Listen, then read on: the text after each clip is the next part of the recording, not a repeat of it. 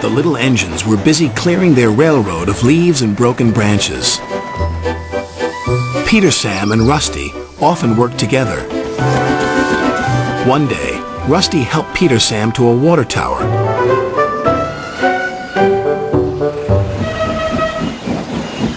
Peter Sam felt much better after his long drink, but the freight cars were bored. Let's break away. Their loads were heavy and the couplings old. One snapped.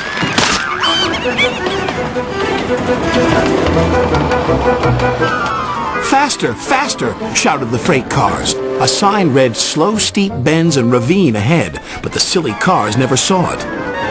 Then, it was too late.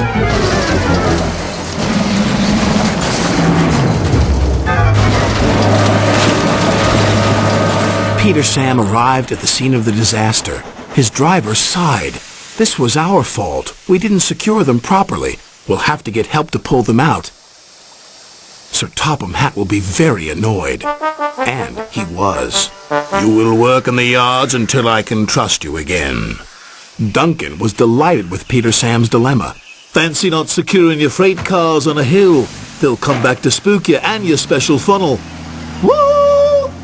And who's to say you're not afraid of ghosts? Snapped Rusty. Ghosts? Things that go bump in the night? Rubbish! Well, I'll tell you a story that will make your funnel quiver, Rusty said. A long time ago, a little engine was returning home. It was a misty, moonlit night. Suddenly, the engine lost control and plunged over the side into the swamps below.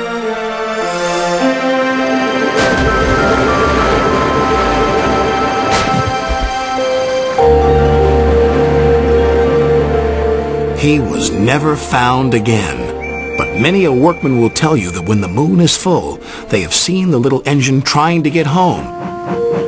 But he never reaches the other side. So what do you think of that, Duncan? Rubbish, replied Duncan. Never mind him, Peter Sam. He'd be frightened if he really saw a ghost. This gave Peter Sam's driver an idea. Let's play a trick on Duncan.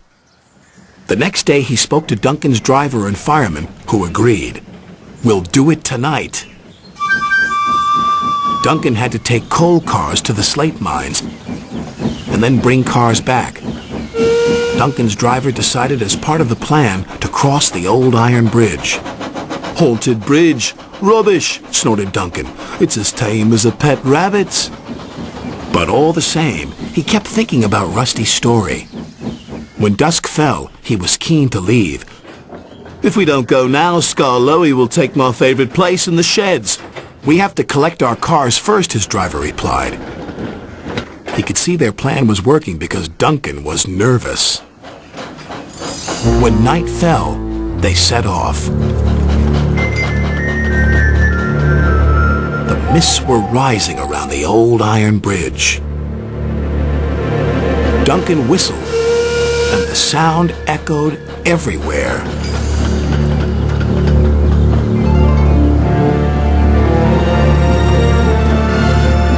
Then, ahead, he saw flickering lights. His driver knew they were only insects that shine brightly at night, but to Duncan they looked like an engine.